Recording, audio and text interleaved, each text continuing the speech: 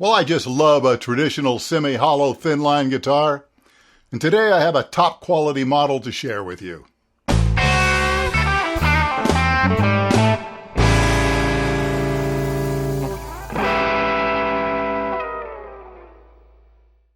Now, I played an Eastman for the first time about 10 years ago.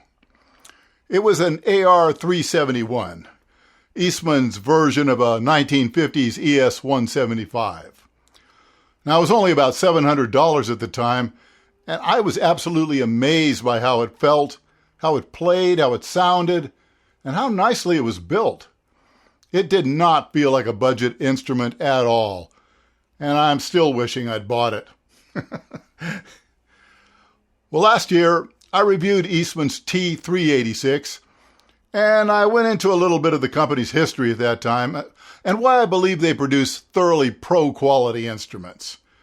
Now, rather than covering all that same ground again, I'll just leave a link in the description. So this week, I'm taking a look at the T486, which costs about $200 more than the T386. So is it worth spending the extra cash? Well, before we find out, take a moment and hit that subscribe button and notification bell. Well, I found the feel and playability to be almost identical to the T386 I reviewed last year. But reading the specs, it would seem the construction is pretty much identical as well. Now, both are maple laminate bodies with maple necks and ebony fingerboards. Both have the same Jescar frets, Pingwell tuners, Goto bridges and tailpieces, CTS audio taper pots, and a Switchcraft output jack, all top quality components. Now, one other thing I might mention is the T486 comes with a figured maple top rather than a plain maple top. Now, the figuring can be pretty subtle, especially on this cherry finished version, but it is there. All right, how about some basic tones? Here's the neck pickup.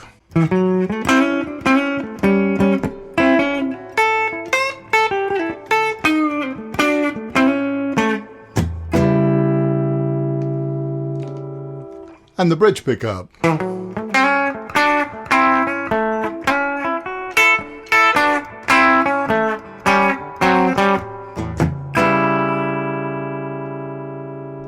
And both pickups together.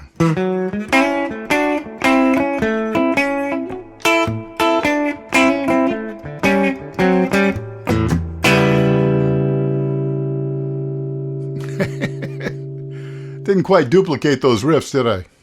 So after having spent some time with both, well, it's clear the differences between the models are mainly the cosmetics and the pickups.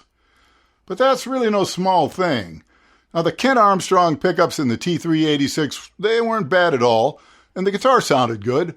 But I do think the Seymour Duncans in the T486 are a clear step up.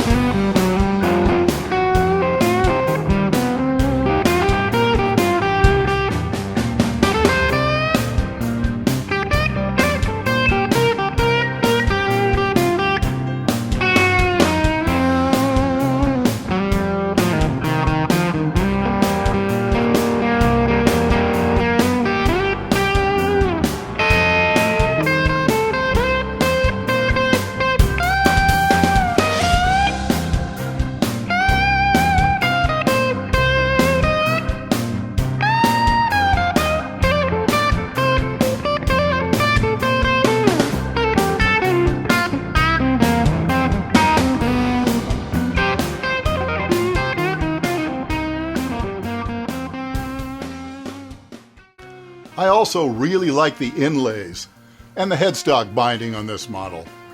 Now, it's clearly recalling Gibson's ES-345 here, and Eastman has done a very nice job.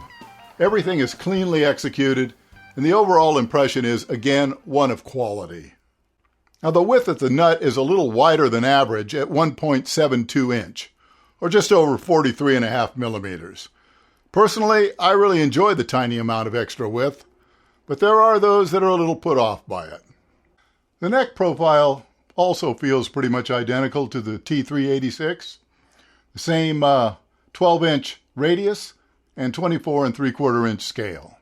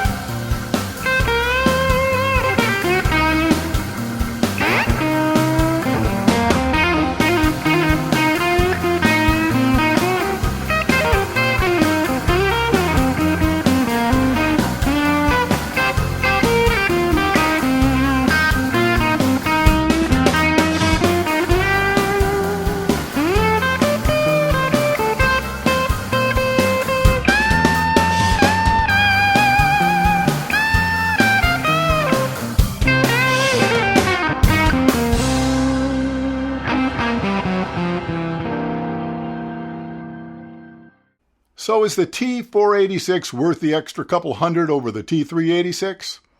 Well, for me, absolutely. The pickups alone are worth more than that. And I also happen to be a big fan of the split parallelogram inlays and the headstock binding. But if you prefer the plain dot neck and plain headstock, and are perfectly happy with the Ken Armstrong pickups or plan to replace them, then obviously the T386 would be the one to buy. Well, thanks so much for watching. Don't forget to like and subscribe. And go ahead and hit that notification bell so you'll know when a new video drops. And I will see you then.